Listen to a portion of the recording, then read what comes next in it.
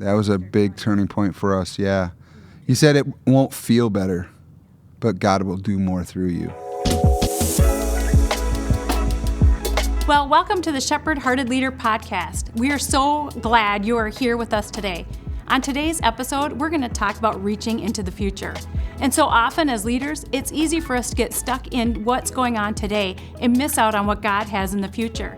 And so as we have other people around us, we need to reach in their future and help them fulfill the potential that God has for them. In this episode, I share a lot of my own personal stories, and Nate shares a bunch of his. We talk about mentors and people who reached into our future and helped us make us into the people we are today. So we're excited to have you a part of the conversation. We hope you enjoy today's episode. All right, Nate. We've had so many good conversations already that I just want to dive a little bit deeper, got to go a little bit deeper at it. So we've already talked about Shepherd Hearted Leader, a little bit about your background.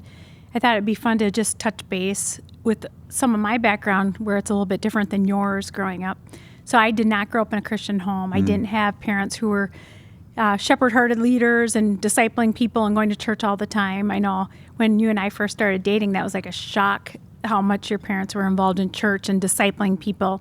But I know through our course of our life, I've grown and learned quite a bit. But I grew up in a home where for a long time my parents were not believers. They came to the Lord when I was about 12. But before that, there was some alcoholism in our family.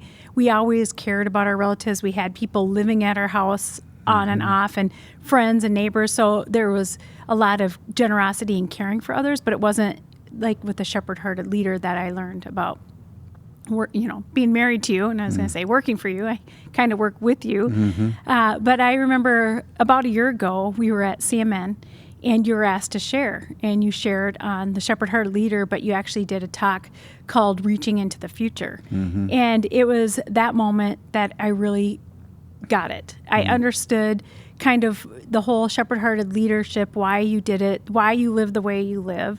Like I always joke, it's always about other people. It's always about, reaching into the future, us Gen Xers, the X, the forgotten generation, the people ahead of us didn't retire quick enough and the people behind us are ready to take our jobs. But really that X is like the cross, and being that shepherd-hearted leader. So when you shared at CMN, and we're going to have you dive into some of the thoughts that you shared, but there was former staff and former youth leaders and people that were in the audience that day. And so many of them came up to us afterwards and said, wow, with tears in their eyes going, what you said is true. And it really validated your message, and it echoed for quite a while, where even a year later, you're still hearing from people. And I think that day it really made me realize how rare shepherd-hearted leadership is. And so I really appreciate you allowing me to learn from you and come along this journey and learn to die to self and to really be about other people. And so one of the things you shared in this message was all about reaching into the future. And so I'd love if you would just talk about that for a little bit here. Well, first of all, thanks for saying those nice things too. Your story illustrates not everybody has the same backstory. So some people might listen to me and I talk about my dad or I talk about my journey, and they may think, well, that's only for you. I could never be a shepherd-hearted leader like you, Nate. And the truth is anybody can be. And I can learn from you. You've taught me so many things too, Jodi. So I think that we are all moving towards what Jesus wants us to be and how we lead others and that kind of thing. And before I talk about reaching into the future in that particular message, I want to give you the backdrop of what I was thinking about before I shared it. It was a moment in my story where the Church Multiplication Network, which is what CMN stands for, is about church planting, and it's really the kind of the forward-thinking part of the Assemblies of God, our movement that we're a part of. And they're always thinking about raising up leaders, advancing the gospel, reaching the unreached, and that kind of thing. And so the people that would attend that particular event are church planters or multiplication-minded staff, whole staff teams come. They were coming from all over the country. And many of those were at varying stages of their journey. So some of them were just out of college. Some of them were volunteers and they had their own full-time jobs, but they were part of a church plant. Others had been in the ministry for 20-some years. Some of those people were the very people that you reflected on that were under our leadership at some point in our history. And so there was a couple thousand people in the room, and I really felt burdened by God to speak a word for everyone in the context of, hey, dream dreams. Everybody, messages about dreaming dreams and about personal pain and talking about going for the unreached. There could be a bit of this sense of, if I'm going to be a successful leader, that I'm going to have things that others will talk about someday, that I'll be on that platform, and the goal is to get to the CMN conference platform or something. And I see that as a very dangerous journey if people are chasing fame. And instead, I thought, looking at the room, there were a ton of lead or senior pastors, but there were also even more staff around them. And each individual in the room has a future beyond the moment that they're in. And that was really the setting. So I wanted to drop some seeds to think about not just this year, this plant, this opportunity, but 10 years from now and 15 years from now, and your family journey and who you are as God grows you. And then more importantly, and you'll hear it if you ever listen to that message. I listened to it again last night. If you'll hear it in my heart, just saying, think about the people underneath you. And as a shepherd-hearted leader, if you have staff or volunteers that are underneath you, I really would want you to think about their journey, not just yours. Their trajectory beyond your vision and beyond the current thing that you're trying to build. Because those people, if they serve under you, should do more than you've done. There should be more in their future if you think that way. So I really based the whole message off of a great scripture in Hebrews chapter 11, verse 20, in the Hall of Fame chapter where, there's a lot of things to be noteworthy for different figures from the Bible that are highlighted. So you got Abraham highlighted, you got Moses, you got different people in this Hall of Fame, if you will. And one of the things that I've skipped over for years was Isaac. So Isaac is the son of Abraham. He is the promised son, and there's a whole backstory to his birth. And then Isaac has his own son. Now, it's interesting that Isaac repeated a lot of the errors of his father, which we often, all of us do. And Isaac then kind of took this family empire into the next generation. But what was he noted for out of his entire life? And in Hebrews 11:20, the Message version says it this way. It says, by an act of faith, Isaac reached into the future as he blessed Jacob and Esau. And I love the language of that. By an act of faith, he reached into the future. It's almost as if the language, the body language is that he went beyond the head of the individuals into their future. Because Isaac, he was a blind man. So he had to have spiritual sight to see beyond the present tense into things that nobody else could see. And Jacob and Esau were two characters, meaning not people that others would have picked. Jacob, his name noted as the deceiver. And you see the biographical content that Jacob deceived at multiple stages of his life, and then finally had to wrestle with an angel, and in a sense God had to pin him to the ground in order for him to change. And then Esau was basically into himself and into his own needs and didn't really care about the rest of the family. He just wanted his bowl of soup, if you will, and he traded a bowl of soup for his birthright. And so these are two characters, if you will. Well, Isaac, their dad, saw beyond on the character traits of the present, and he saw something else in the future. And when he prayed for them, he prayed beyond the moment that he was in. And probably the moment would extend beyond his own lifetime, that he would see his sons even after he was in the grave. He was praying for them into the future. And it's a great metaphor for what we can do as shepherd-hearted leaders for those that are underneath us, to not just judge based on what we see in the present. I've had a lot of staff, a lot of leaders, a lot of people that God has helped me. I even coached youth sports. Yes. And I remember coaching second, third grade football players. And that herding was cats. It was like herding cats. It was crazy. You had to see beyond that. And for me, the natural instinct is to only coach the present person that you see, but God has a design for their life. And if we can move beyond the present and see into the future, that takes faith. Mm-hmm. It was by an act of faith that Isaac reached in the future and blessed his sons. And if we can do that with the people that are in front of us, then their dreams, their life, their ministry will outlive us. And the possibility is that we will make a significant difference in their trajectory, their future. And just one thought that, hopefully this doesn't take you off the train of thought too much, but it was interesting that when he reached into the future over one of them specifically, right? Mm-hmm. Not both of them. And how do you as a leader know which people that you should reach into their future versus other people who might be going down the wrong trajectory? I hate to say waste your time, but how do you know which one? First of all, I think he reached in for both of them because it says he blessed his sons, both of them. But both of them had a different destiny on their life. And so the destiny was different. And you have to recognize they aren't all cookie cutter. We have 4 sons. Each of them have their own design, their own personality, and they're going to kind of chase their own dreams along the way. And for us, as leaders, I think we have to recognize that there are some, they're going to go into the industry, the career, the ministry that you're in, and there's some that won't. Mm-hmm. But you still can bless their future, even if it's not in your world, or they don't end up in your church, or they don't stay with you.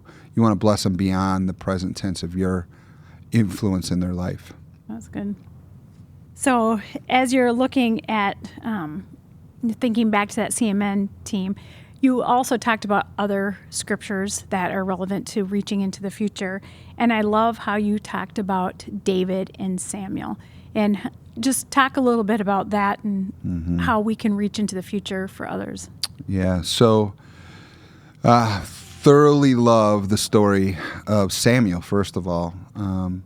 Samuel was this guy that was the child of promise. His mom had prayed for a boy, and she promised that she would turn him over to the temple if God would give her a boy. And so God gave her a boy, and sure enough, Samuel grows up in the temple, and he hears the voice of God. He serves under a priest who has should have retired a while ago. Wasn't really doing his best, and allowed his sons to do things that God did not bless. And so Samuel grew up around corruption, if you will. He saw it all. And then finally, Eli, the priest, dies, and Samuel becomes the priest, the prophet of the country. This is before kings. And so really, in Israel, Samuel was the leader. He was the military leader, the financial leader, the spiritual leader. And but the people didn't like that. The people wanted a king like the other countries had.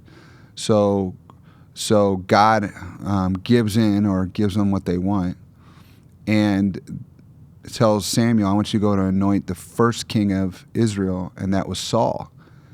And Saul started with the supernatural event. He prophesied, God was with him. But then Saul stopped following God and was a horrible leader over time. And God says, I'm done with you. And sends Samuel, while King Saul is still in office, sends Samuel to go anoint the next king. And if you go on to 1 Samuel 14, 15, and 16, you'll see this story where Samuel has to now go anoint the next king. And just a little side note, if I were Samuel, I'd be like, what's wrong with me? Why didn't you have me lead? This guy screwed it up. It was fine before he came in. And yet God chose him to have a different assignment. So Samuel then goes in to Jesse's household, and God gives him this plan or strategy of what to say. And by the way, it was kind of a cloak and dagger feel, because if sent word to King Saul, Samuel might have been killed. Oh, wow. Like, he's anointing somebody else to be the king. And so Samuel had to come up with this plan. He says, I'm going to go to the house. I'm going to sacrifice there, and I'm going to look for the next king. Goes through all of David's older brothers, and none of them are the pick. And not even David's dad would have picked David. Yeah, and I would have been like one of those brothers going, hey, what's wrong with me? So you're like seeing, Right. Samuel, what's wrong with me? And I'm like, what about one of those brothers? And I remember reading this text, and there was a pivotal moment where God shifted my perspective on the text, because everybody kind of quotes that's in ministry that whole moment when Samuel asks, is there anybody else? And he goes out and finds David in a field. And there's this little verse that says, man looks at the outward, but God looks at the heart. And then, of course, David is the one that's anointed to be the next king. And there was a moment where God said to me, I was about to speak to a whole bunch of district youth directors. And God spoke to me and says, stop seeing yourself as David in this story. Start seeing yourself as Samuel. Because most of us might think, well, nobody notices. God sees my heart. God knows where I'm at. But there also have to be those of us that are called to be Samuels, to notice the Davids, to be ready to anoint that next group of persons. And so when I think of our own role in whatever level of leadership you're in, and even whatever age you're in, what if you paused and you just said, God, would you help me be a Samuel?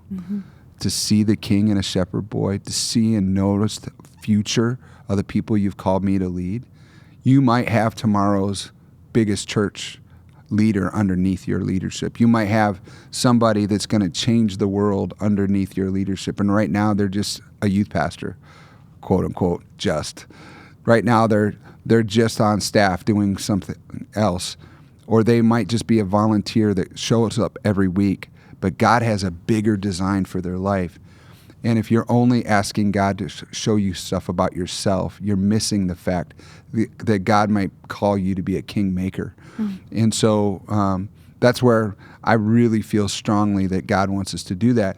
Now, we have to overcome some things to get to that spot. And some of those things that we have to overcome is our own ego. We have to recognize that there are seasons of life where we can't confuse the anointing with adrenaline. You know, when you start off in any job or any role in the spiritual world, in the church world, when I started as a youth pastor, I can remember I poured my blood, sweat, and tears into everything. I was praying. I was working harder than I should. And I was just doing everything I possibly could. And God did move. But once it got up and moving, it didn't require as much energy from me because I'd raised up leaders. And then I didn't get that sensory kickback.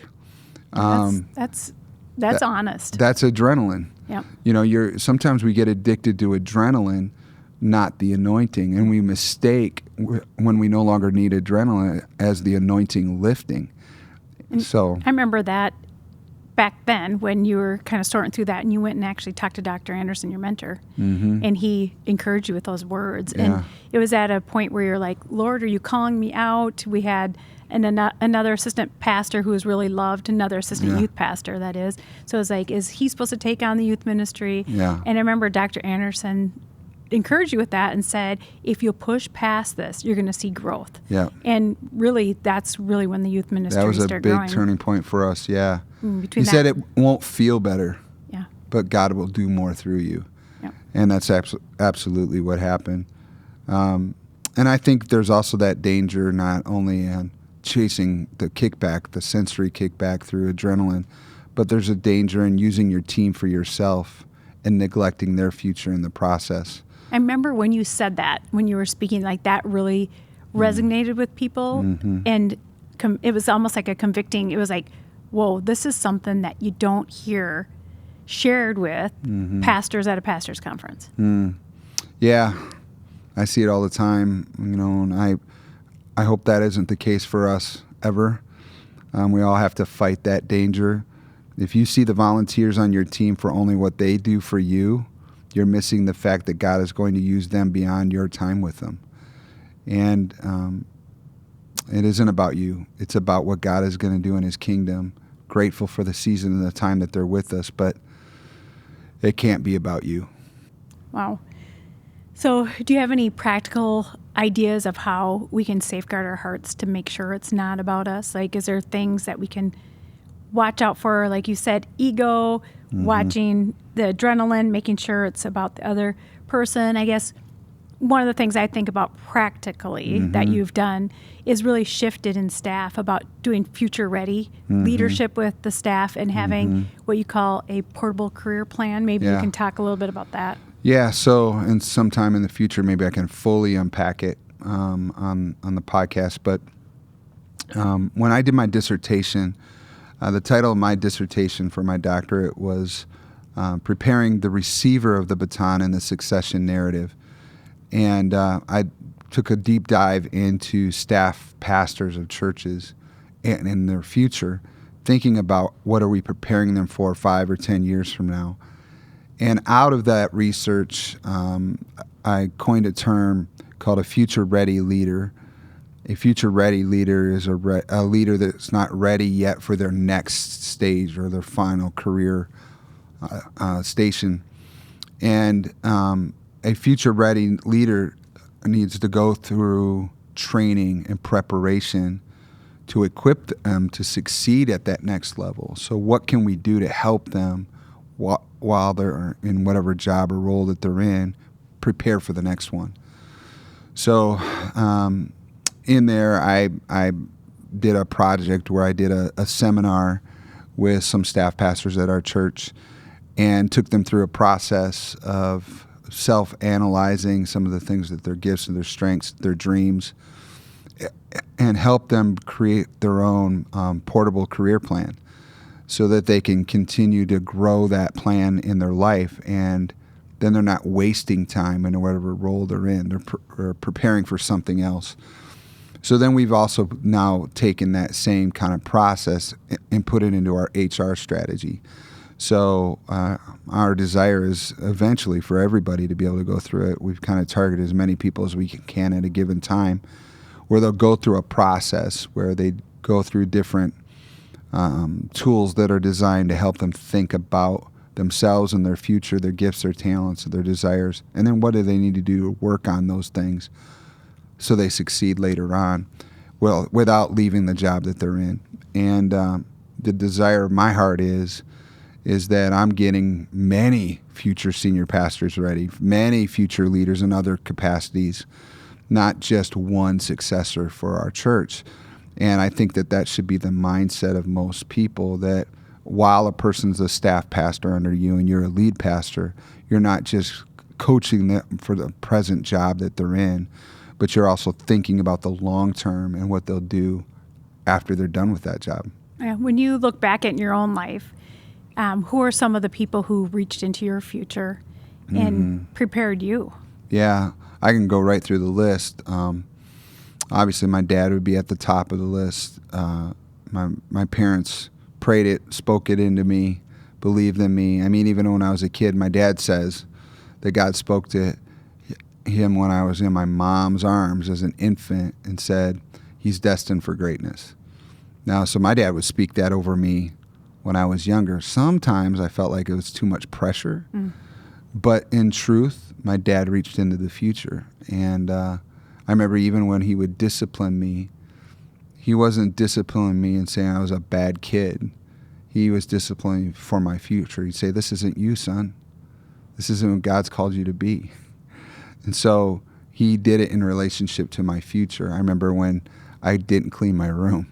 Now, this sounds really menial, but my dad said, if you can't take care of a room, your own bedroom, why would God give you a church? Oh, my goodness. Yeah. Yeah, right? That's a little pressure. But those are things of reaching into the future.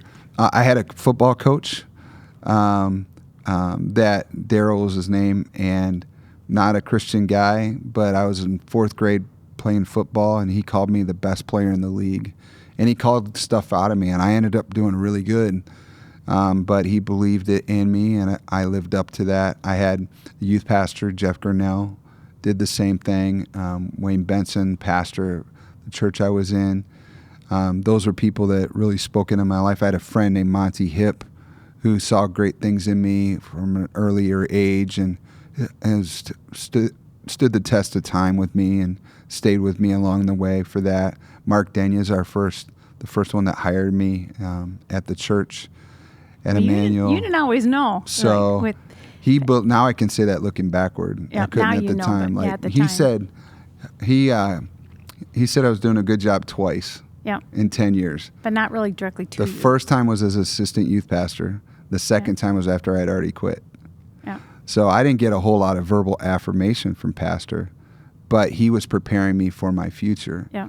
Even looking back, he'd come into my office on Wednesdays or on Thursdays because he would listen to my messages I would preach in the youth group on Wednesday night.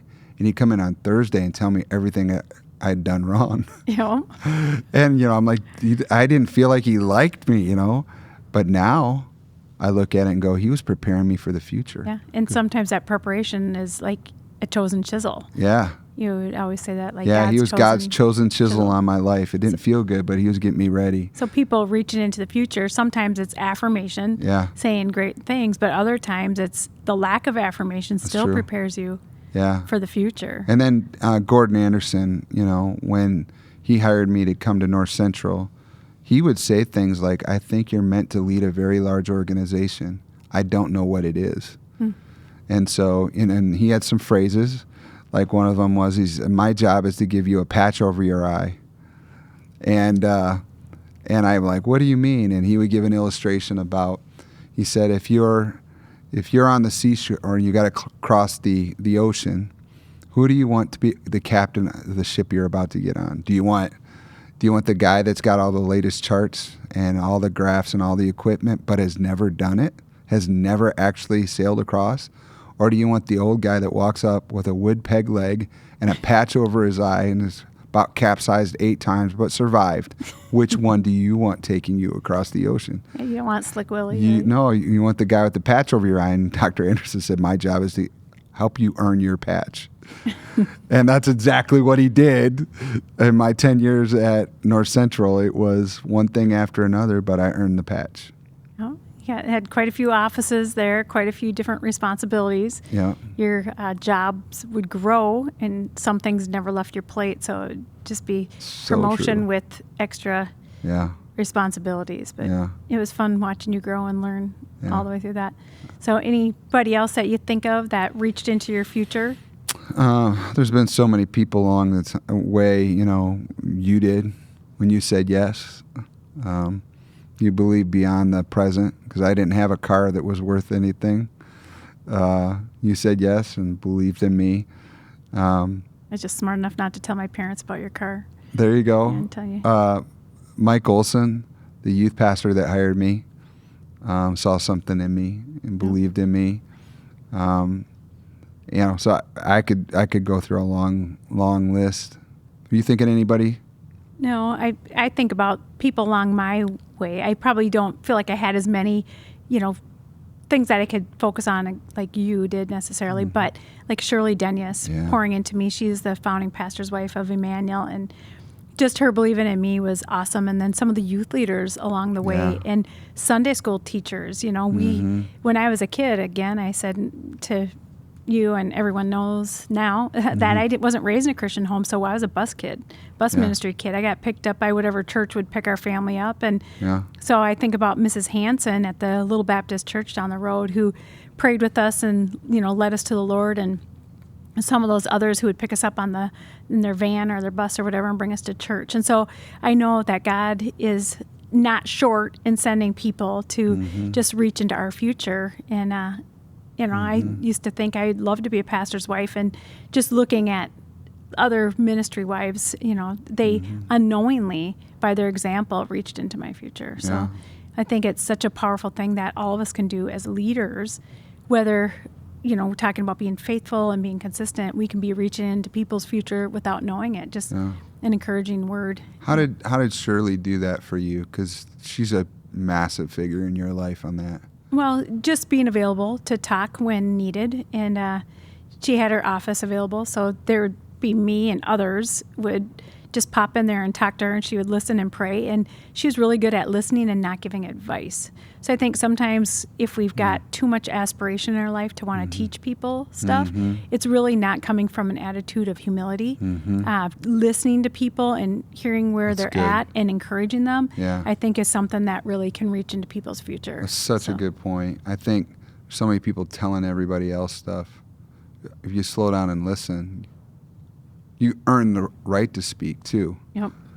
Yeah, that's good. And I think, when we see other people go through tough times and they make it, it can actually speak into our future and reach into our future, because all of us are going to run into hard times at some point. And so knowing that there's others ahead of us, that makes such a difference. It's really good.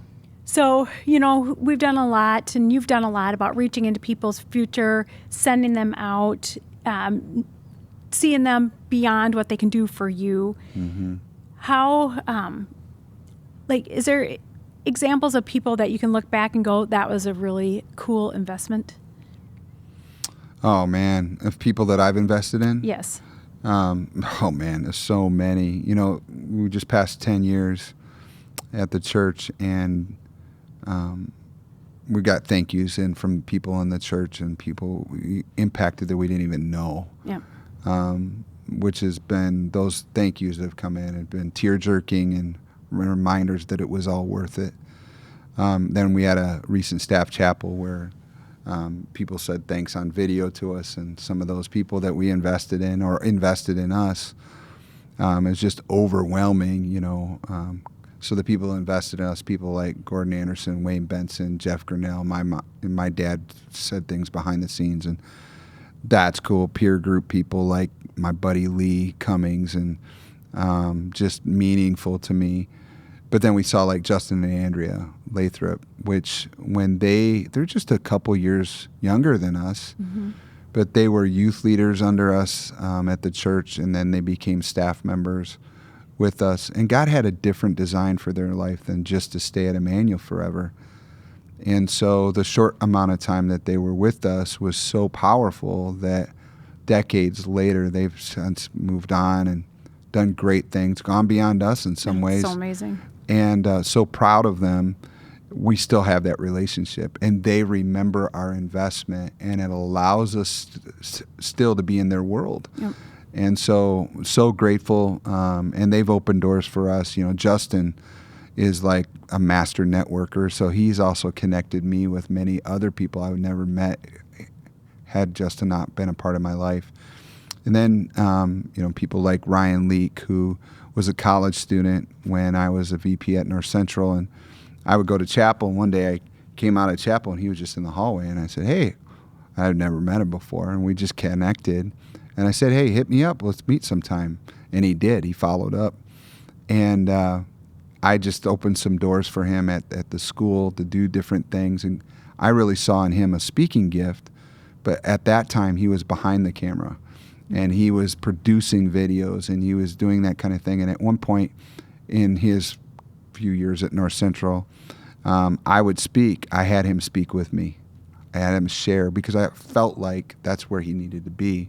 Well, now Ryan does it nonstop and around the world, in business environments and churches, and has an unbelievable communication gift. So that investment of reaching into the future has paid off. And he often will call me and just check in and let me know what's going on, and still believes in me. And so even as a Samuel to a David, me to a Ryan, there's a lifetime of reward and connection that's not just based on us still being at North Central, because neither one of us are there anymore. It's so amazing. Yeah, and Ryan gives some good speaking tips to us too, so I love that some of those things just come full circle. Kind of back to the CMN time, and then we can just wrap up with this. Yeah. There was a lot of people that we saw that we had known from, whether it was when you're a youth pastor or they were former staff members, that it really resonated with them. And then others, they were really challenged. What do you think about being a shepherd-hearted leader? Seems so challenging and so foreign to people.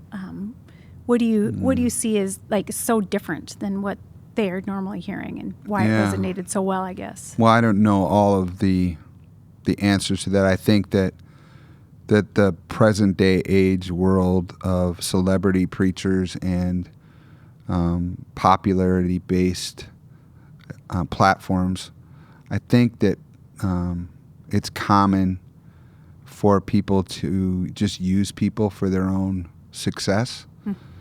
And it challenges any one of us. I challenge myself when I speak to remember that the people God has called me to lead aren't just there for me, that I'm also there for them.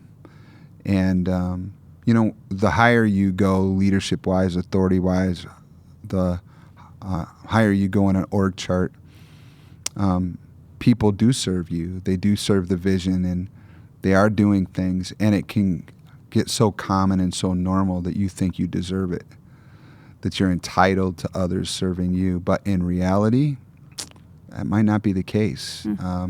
Jesus showed us the way by washing the feet of his disciples.